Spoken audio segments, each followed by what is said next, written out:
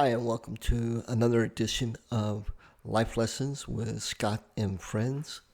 Today, I'm excited to kind of talk about a tradition that really started with my parents and was handed down to me and my sister, and that I and Lisa have kind of passed down to our kids. And so, just kind of take you through that. My parents grew up in the 50s, in the heyday of rock and roll, and Jerry Lee Lewis, Elvis Presley, the Platters, all of those wonderful groups from the 50s and 60s. And so music was very much a staple in the Dorsey household back in the day. And I remember putting on 45s of all these different artists, and Brenda Lee comes to mind, Jerry Lee Lewis, Fats Domino. Mom especially loved the rock and roll music. Dad did too, but Mom liked to dance, and from a very early age, I can remember they had this big monstrosity of a unit that took up the whole living room window, and it had an 8-track player, a turntable, a radio where you can listen just to the radio, two big speakers on either side. And I just remember it was exciting to learn how to operate it on my own. But it was just so much fun growing up with that music and learning how to dance, and Mom teaching me all these different steps and dances that they used to do back in, when they were in high school. And so that just became part of my identity, of course, coming up in the 70s and 80s. Best music ever, late 70s into mid 80s. You can have the late 80s, but that's another topic for another time. But that childhood, being around, dancing, Mom and Dad used to love to go hear live music whenever they could, and they passed that on to me as well. I remember they took square dancing, and what I remember about that was it was another way of dancing, and the music around square dancing was totally different. And if you've never heard square dance music, it's an experience everyone should at least have once. I'm a big music guy. I love all genres of music, not scream, and not a whole lot of hip hop, but just about any other form. I love jazz, love classic jazz, especially Duke Ellington, Cannonball Adderley, even before Duke. Just so many guys that put their stamp on art. Jazz is probably the most purest form of art musically that U.S. has ever put out. You look at music today, and it's a mishmash of different people and generations and people stealing from this and that. But jazz was original. Jazz was something that just it was its own. Now people, once jazz kind of started taking off and becoming popular, people started putting their own spin on it. But jazz will always be one of those that I go back to just when I need to kind of get a fresh perspective. I think jazz presents that, has an opportunity just to kind of let everything else go and rediscover the art of music. So, growing up in the Dorsey house, the 50s rock and roll, Buddy Holly, Jerry Lee Lewis, like I mentioned before. Elvis was Mom's favorite. And you know, come to find out, Carl Perkins, um, and Elvis and Jerry Lee Lewis all started at Sun Records. Just the history behind that. Buddy Holly coming from Texas. But in our living room back in the day on 511 Oriole Drive was a time where we would just put on the 45s and dance. Didn't didn't really matter what else was going on. Uh, Looking back on it, I think for Mom it was a release just to have the music going from whatever trials, tribulations were going on in her life. As we got older, country music became more prevalent, and Dad kind of went the way of country music. Mom, to her credit, kind of listened to everything. She liked the Eagles. She liked some of the same groups I did as we got to middle school and high school, and we had Aerosmith and the Eagles, and um, she liked some of uh, Earth, Wind, and Fire. We loved Motown. Mom was huge into Motown. Smokey Robinson. My favorite, Sam Cooke. How can you go wrong with a Sam Cooke song? Just that era of music for Motown kind of led into the 70s, and then the sound of disco, and then we had rock. Leonard Skinner. Mom liked Leonard Skinner. Dad did too. He wouldn't admit it, but he liked Leonard Skinner. Now you wouldn't catch him listening to it, but if I had it on, he'd be like, that's not bad. But this love affair with music, which I'm thankful my parents, you know, um, imparted on me, is something that I wanted to make sure we pass down to our kids. And I think even now to this day, they will all tell you some of the fondest times and some of the greatest memories that they had as children, especially when we were in Florida, is the dance parties, the concerts, if you will, that we put on in our living room. And of course, by the time they were of age, we had that much more music to choose from. But we always found our way back to the 50s, and then some country, and then some of the stuff I like. I can listen to anything from Mother's Finest, which some of you are shaking your head now going, Mother's Finest? What is that? Do yourself a favor, look up Mother's Finest, and thank me later. The dance parties that we had was a way for us as a family just to unwind and connect and just be with each other. The key part of that for me was that at the time, I would love to tell you it was a master stroke of genius that Lisa and I came up with. But honestly, it was just a way of connecting with our kids. We had game night. We would play board games. Each of the kids had their own sport activity that they were involved in. Ryan was playing soccer, Kyle was playing baseball, Andrea was a figure skater, and Kimberly was into swimming. Well, that was their sport, and that was on an individual level. And we would do our best to connect with them in their sports. But the dance parties and the concerts that we would put on, that became something for all of us.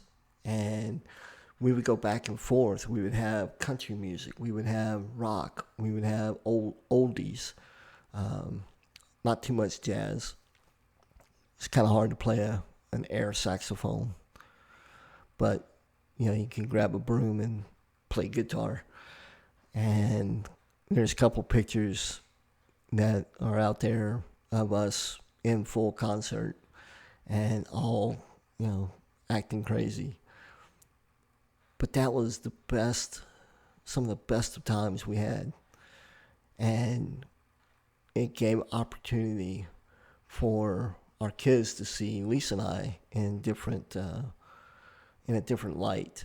That we could chill, we could relax, we could have fun, we could be silly, and I think that has a large part of the connection we had with them being kids is just being able to have fun together. And I wouldn't give anything for that period of time.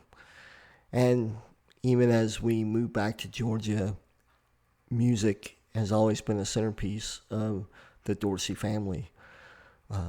In Florida, we took Andrea one year to George Strait Music Festival. I wish that would come back. We saw them 2 years in a row. Everybody from Leanne Womack to George Strait to Kenny Chesney when he was first starting to make a name for himself, Tim McGraw. But those times of going to live concerts, we started sharing with our kids, and we continue that even to this day. A couple of years ago, Kyle and Carrie went with Lisa and I to a concert.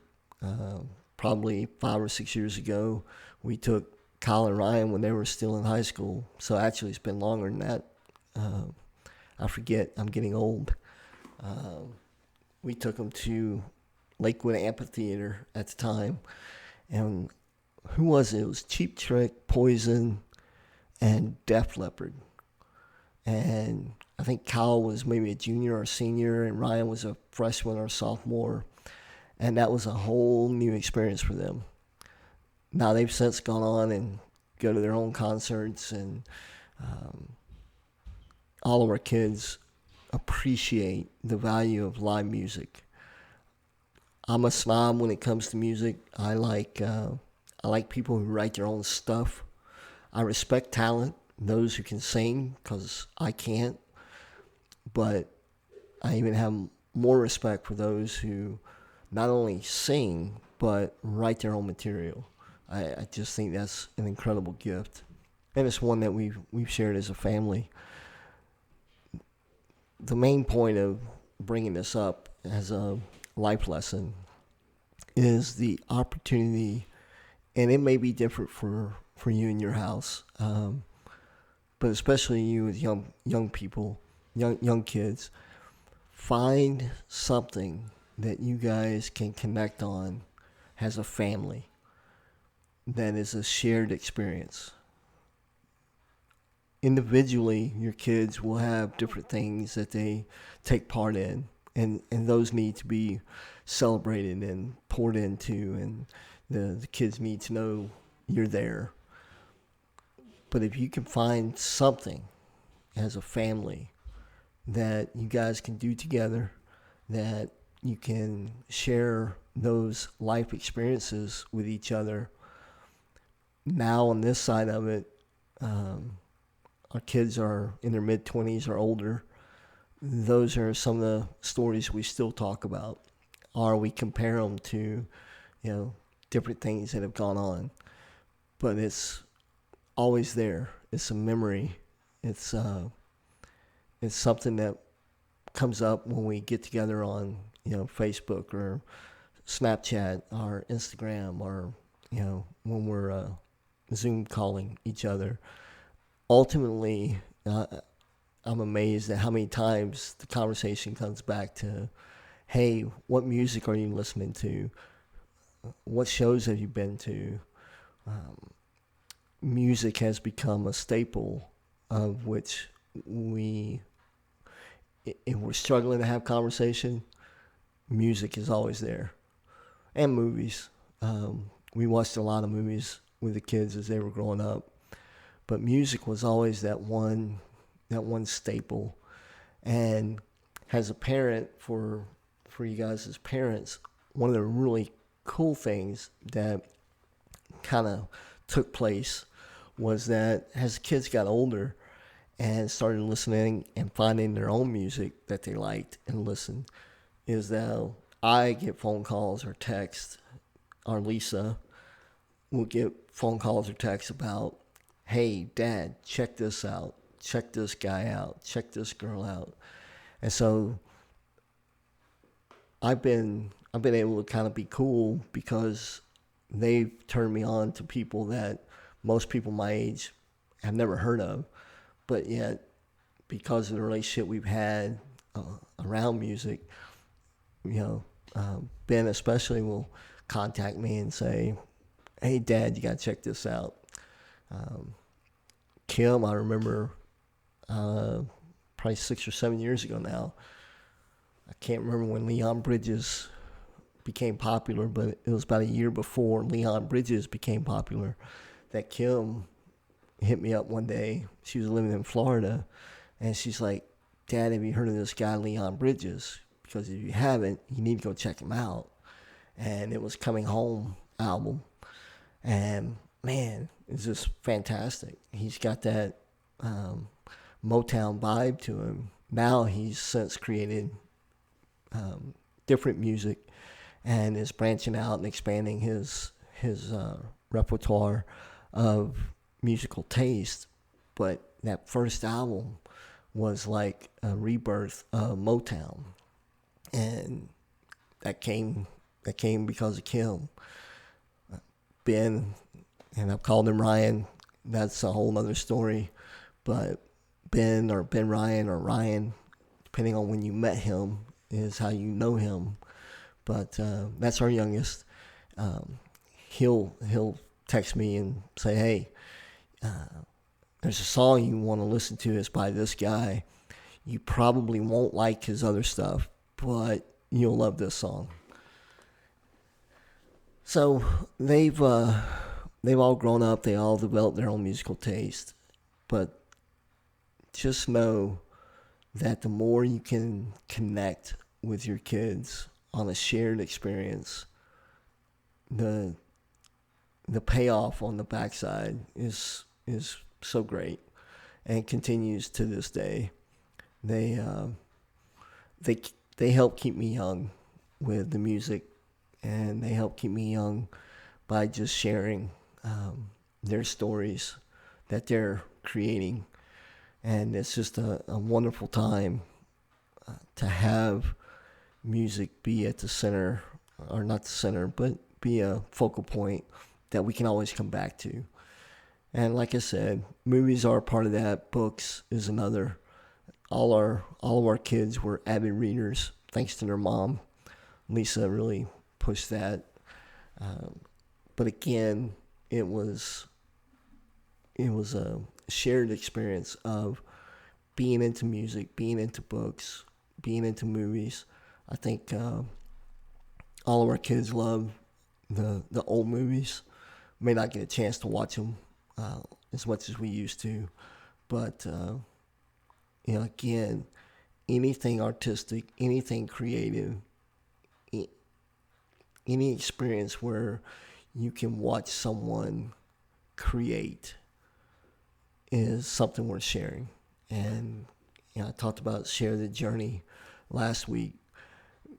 Again, this is just another way to share that journey. And I know we as parents want our kids to all be smart. We all want them to make great grades in school and to go to the best colleges and to marry the perfect woman or marry the perfect man.